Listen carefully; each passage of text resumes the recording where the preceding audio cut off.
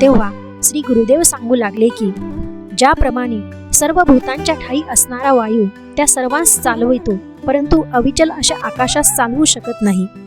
ज्याप्रमाणे आकाशास अवयव नाहीत, त्यामुळे निराकार व तेच सर्वांचे महाकारण असल्याने वाऱ्याच्या आघाताने चळत नाही, त्याप्रमाणे मी माझ्याच माया योगाने चल नसतो.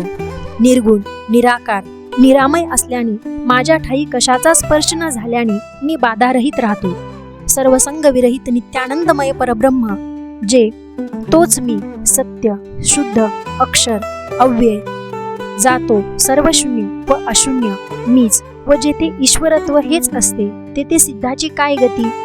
विफल असा अभ्यास तुम्ही प्राप्त करून घेतल्याने व त्याची कामाशी संगत असल्याने त्याचे सुख दुःख प्राप्त करून नरकद्वारी तोच आहे. सर्व कामनारहित, संकल्प सिद्धीरहित, स्थिर, स्वस्थ व चालवले तरी न चालवता जाणारा, सर्व भूतांचे अंतरी असणारा आत्माराम मीच आहे.